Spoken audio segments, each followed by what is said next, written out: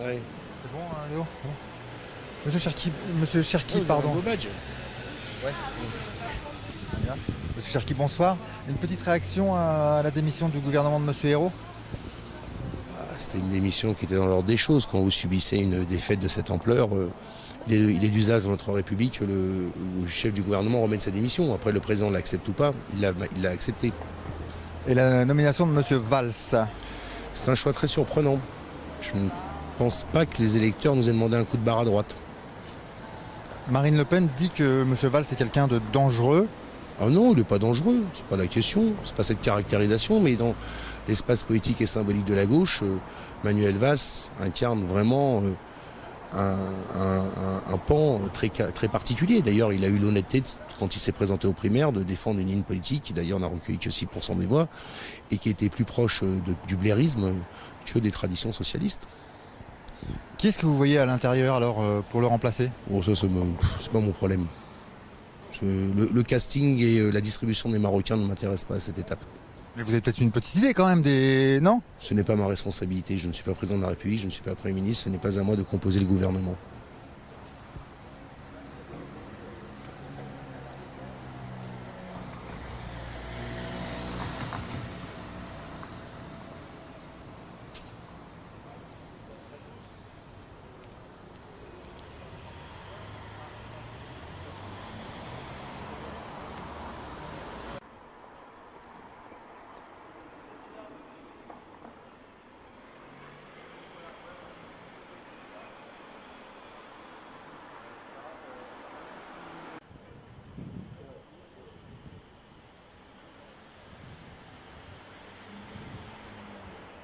Alors, tu m'entends là? 1, 2, 1, 2.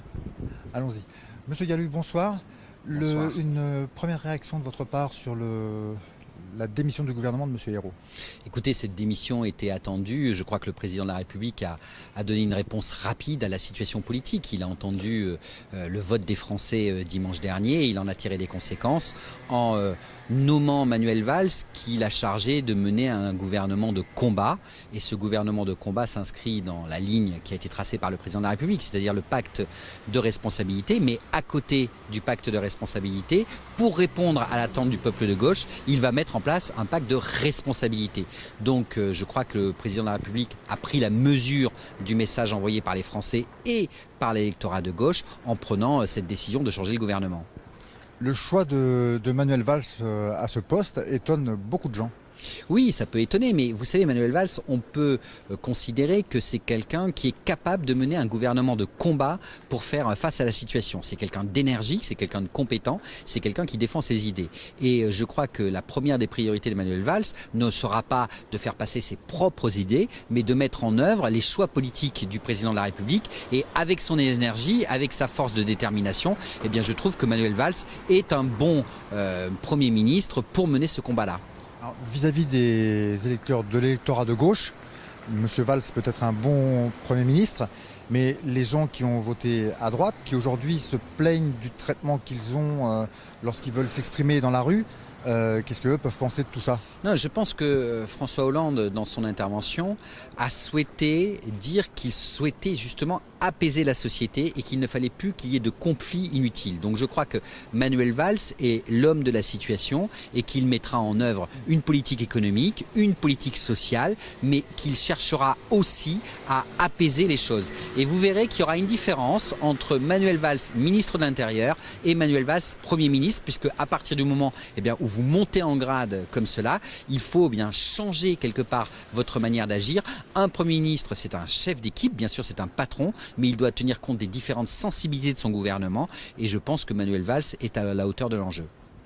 Alors, lors de son séjour à la place Beauvau, au ministère de l'Intérieur, M. Valls a quand même agi certains jours de l'été du printemps dernier, comme certains ministres n'avaient jamais agi du temps de M. Sarkozy. On a vu des interpellations en nombre très très important qui n'avaient jamais été faites par d'autres ministres, sous le règne d'autres ministres. Est-ce qu'on va trouver quelqu'un de plus dur que M. Valls ou de la même sensibilité que M. Valls ou un peu un peu plus cool? Je vous trouve un petit peu dur avec le bilan de Manuel Valls sur les interpellations. Vous remarquerez que ces interpellations faisaient suite à des troubles à l'ordre public, mais que globalement, il n'y a pas eu de blessés. En tout cas, il n'y en a pas eu du côté des manifestants et que Manuel Valls a montré sa dextérité en termes de maintien de l'ordre face à des manifestations qui parfois étaient extrêmement violentes par des infiltrations de groupuscules de l'ultra-droite. Donc il a répondu à une attente. Et puis après, il y a eu des traductions judiciaires. Donc moi je crois que par rapport au maintien de la sécurité, on ne peut pas reprocher à Manuel Valls d'avoir été soit trop autoritaire, soit laxiste. Il a fait son travail de ministre de l'Intérieur. Maintenant, il y aura un autre ministre de l'Intérieur. Moi, ce qui m'importe aujourd'hui, c'est que Manuel Valls mette en œuvre la politique décidée par François Hollande et qui est de reconnaître quelque part l'appel qui a été lancé par le peuple de gauche et en décidant à la fois de maintenir le pacte de responsabilité et ce nouveau pacte de solidarité, je crois que nous avons une ligne de route solide que nous devons mettre en œuvre avec rapidité. Alors, Madame Le Pen s'est exprimée, dit ce soir que M. Valls est quelqu'un de dangereux et qu'il ne respecte pas les libertés publiques.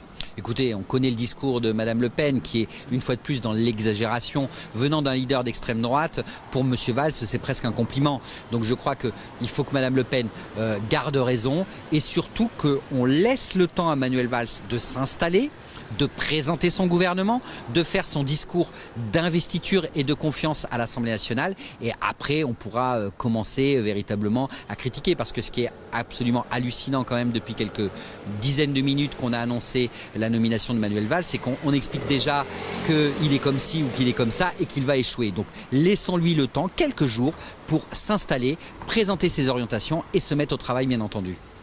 Est-ce que vous voyez des ministrables en quelque sorte aujourd'hui?